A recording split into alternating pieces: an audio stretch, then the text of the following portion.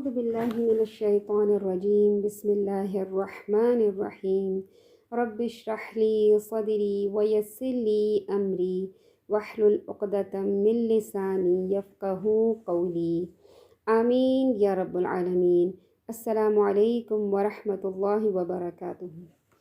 آج ہم جن پیغمبر کا ذکر کریں گے وہ ہیں حضرت نوح علیہ السلام۔ تاریخ میں ہے کہ ان کے حضرت نوح علیہ السلام کی ولادت اور آدم علیہ السلام کی وفات کے درمیان 146 سال کا فاصلہ ہے۔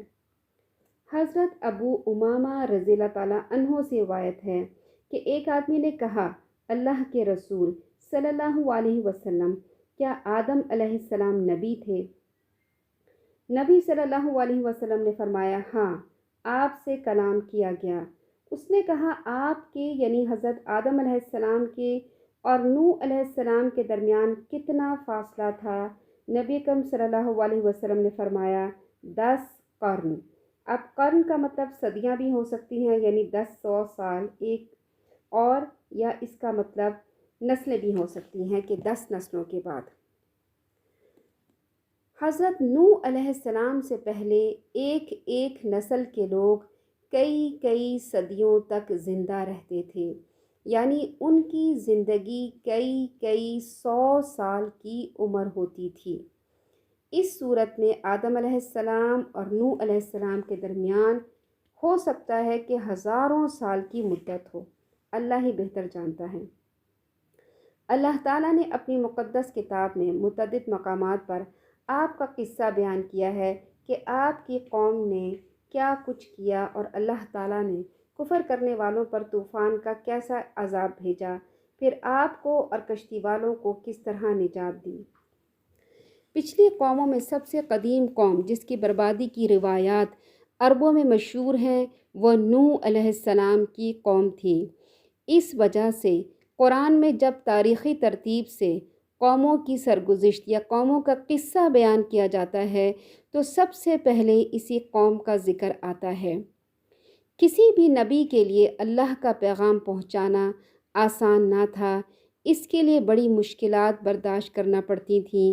اسی طرح نوح علیہ السلام نے بھی 950 سال تبلیغ کی اور انہوں نے بے انتہا اذیتیں برداشت کیں۔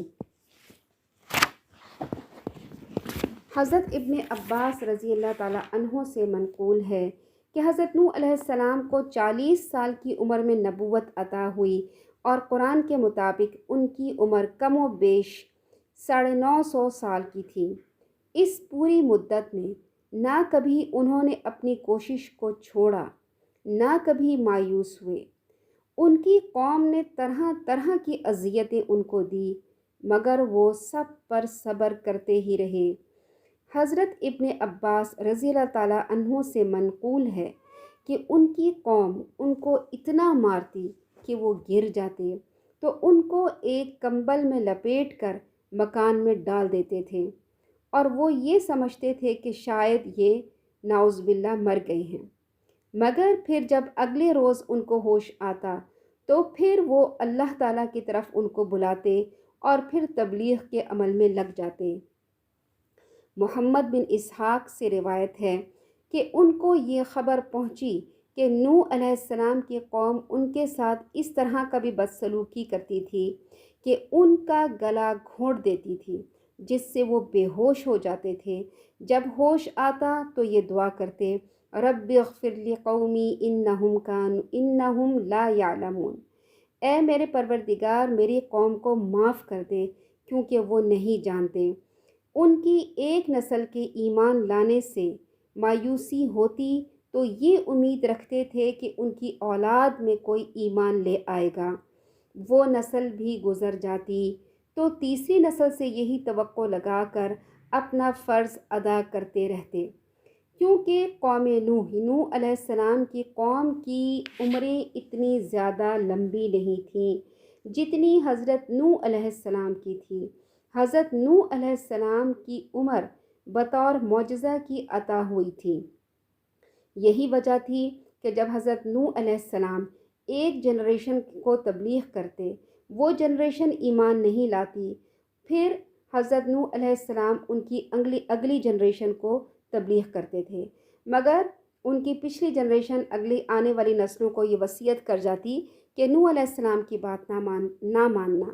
اسی طرح سے ایک جنریشن گزرتی، دوسری جنریشنز پہ جنریشن، نسلوں پہ نسلیں گزرتی چلی جاتی تھیں، اور آنے والی نسل زیادہ شریر اور زیادہ بدتر ثابت ہوتی تھی۔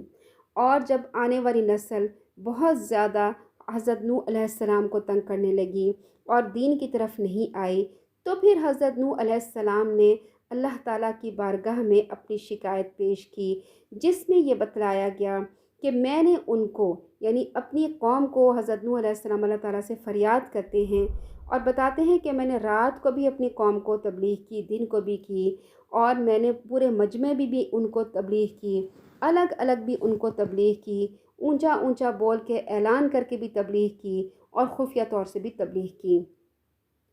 میں نے کبھی اللہ کے عذاب سے انہیں ڈرایا، کبھی جنتوں کی نعمتوں کی ترغیب دی، اور یہ بھی کہ ایمان اور عمل صالح کے برکت سے تمہیں دنیا میں بڑی فراخی بھی ہوگی، خوشحالی بھی ہوگی، یعنی ان کو خوشخبریاں بھی سنائی کہ جب تم دین پر ایمان لے آؤ گے تو اللہ تعالیٰ تمہیں بہت سے دنیا کے فائدے بھی دیں گے۔ لیکن کوئی بھی ایمان قبول نہیں کی، بہت تھوڑے لوگوں نے ایمان قبول کیا۔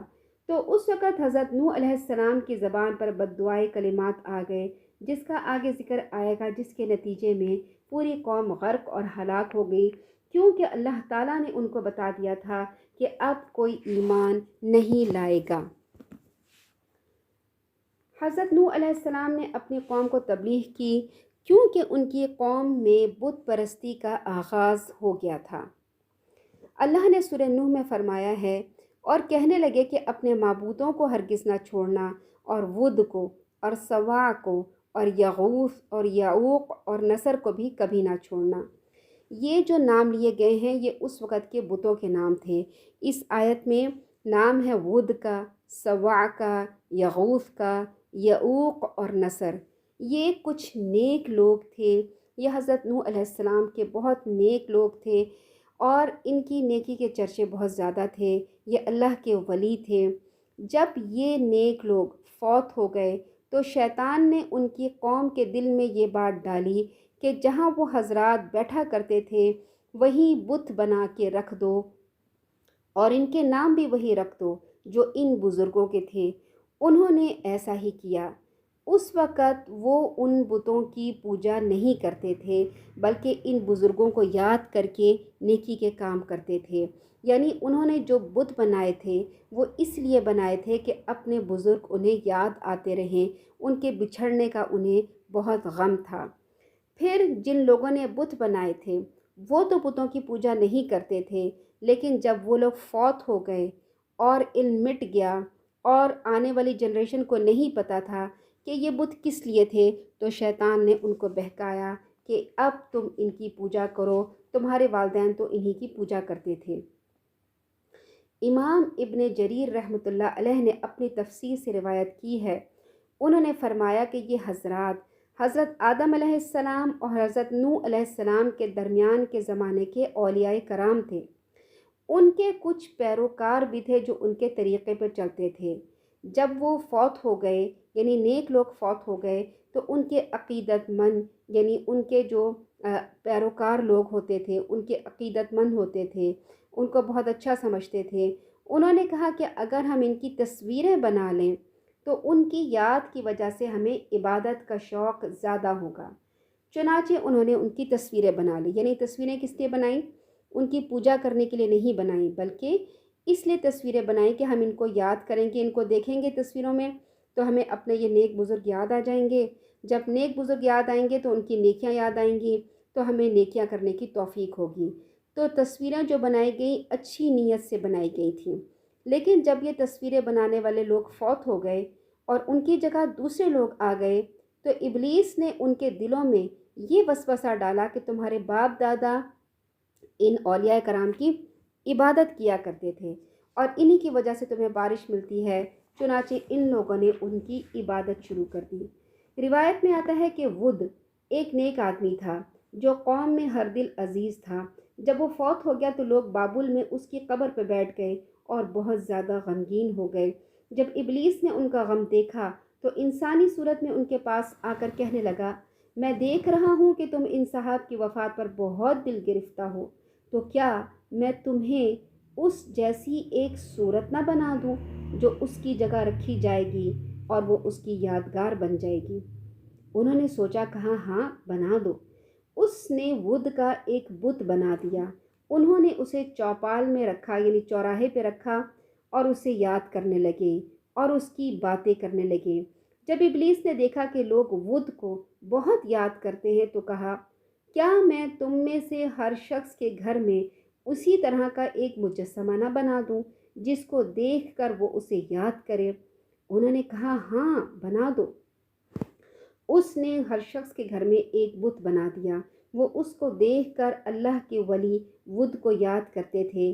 جب ان کے بیٹے بڑے ہوئے تو انہوں نے اپنے بزرگوں کو ان بتوں کو اہمیت دیتے ہوئے دیکھا، یعنی اہمیت دیتے ہوئے دیکھا، پوجا کرتے ہوئے نہیں دیکھا، تو وہ بھی اسی طرح اہمیت دیتے رہے، یہاں تک کہ نسلوں پہ نسلیں گزر گئیں۔ آنے والی نسل اس بات سے بے خبر ہو گئی کہ ان کے بزرگ ان بتوں کو دیکھ کر کیوں یاد کرتے تھے۔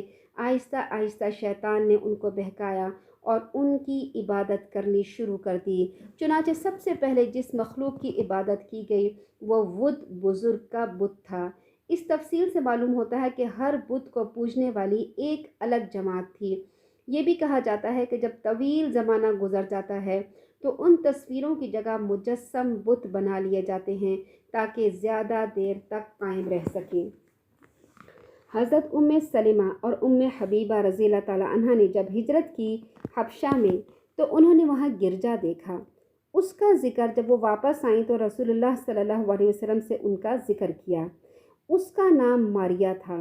انہوں نے اس کی خوبصورتی کا ذکر کیا اور جو اس میں تصویریں تھیں ان کا ذکر کیا، تو رسول اللہ صلی اللہ علیہ وسلم نے فرمایا، ان لوگوں میں جب کوئی نیک آدمی فوت ہو جاتا تھا تو اس کی قبر پر مسجد تعمیر کر لیتے تھے اور اس میں یہ تصویریں بناتے تھے۔